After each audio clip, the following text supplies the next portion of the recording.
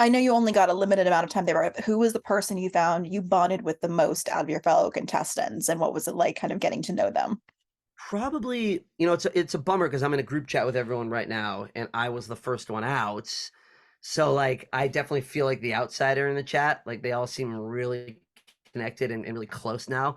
And I'm like, I was the guy that was there for 40 minutes, like, hey, but I met Richard Sherman and Marshawn Lynch the night before we went, which was in Adelaide. So we traveled LA to Brisbane, then Brisbane to Adelaide, and we had a night off in Adelaide, and we were staying at the same hotel, and they were up at the bar and I was up at the rooftop bar, and I got to hang with them for a couple hours.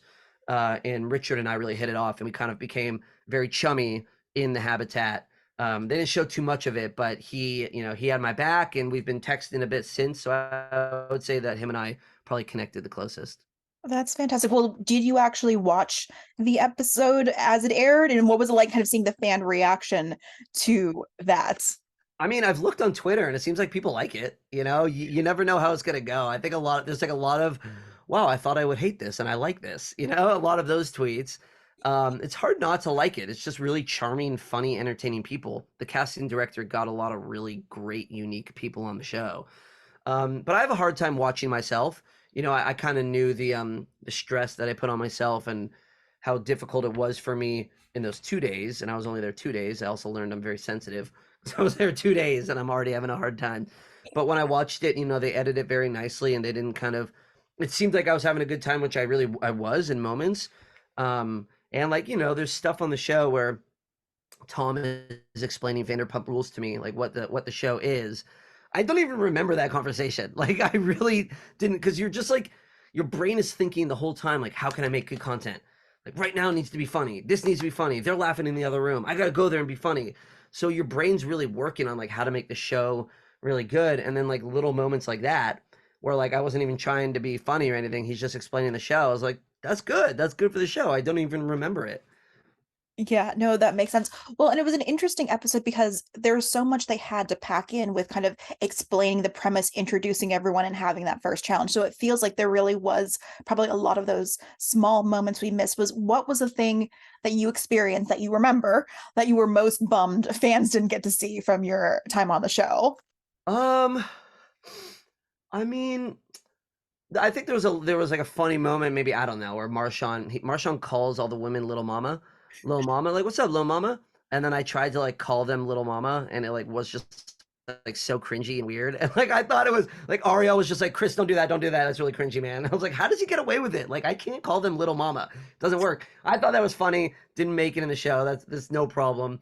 And I had a longer spiel at the end when I was like trying to explain why I should stay on the show that I thought was kind of funny, but I know that they gotta edit these things, so they did a great job.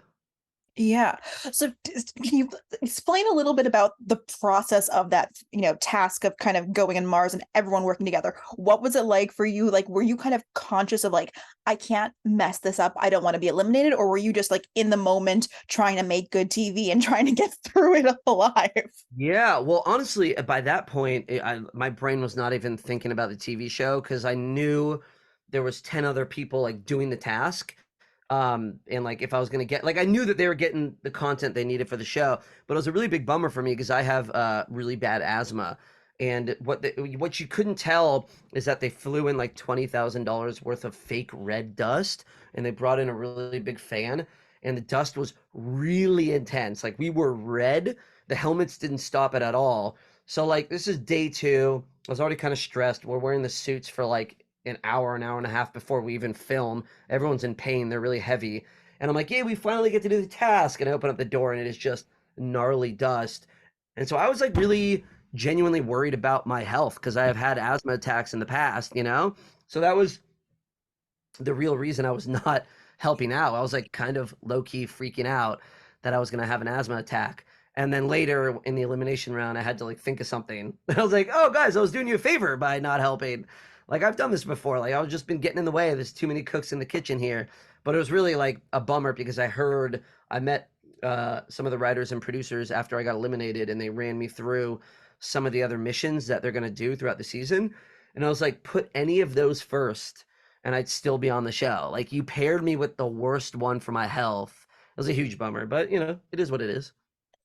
Were you in that moment when you were concerned about having the asthma attack thinking, oh, maybe I shouldn't be on this show? Like maybe this is too much, or was it just like survival in that moment? Totally. I mean, like, I guess I could never have guessed that the first mission would have been something that I couldn't do. You know, like I really didn't expect. I guess I should have expected it because I watched The Martian, the Matt Damon movie, on the way out on the plane, and like the intro scene is him in a gnarly dust storm, and he gets like knocked away, and that's when he gets stranded on Mars. And of course, that's the first thing they did. I guess I'm the Matt Damon in that situation. I got stranded, except I got a nice flight home back to LA. Wait, now I need to ask, did you specifically choose The Martian as a themed movie on the way there, or was that just by chance it happened to be playing on your airport TV screen? Oh no, I chose it. I listened to a podcast called The Habitat, which was about people living on Mars in Hawaii, and I watched The Martian. Tried to do my research, whatever, just watching some entertainment on the flight.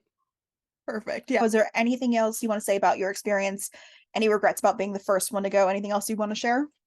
Yeah, it was sad. It was sad to go. I got, being on that side of the glass and watching all of them on the other side. I kind of wish I was there longer with them. I kind of wish I could bond with them a little more. Like I said in the group chat, like I feel like the outsider definitely. It was a lot of really cool, unique people, and everyone was super nice. So I wish I made it a little bit longer so I could have bonded a little more with them.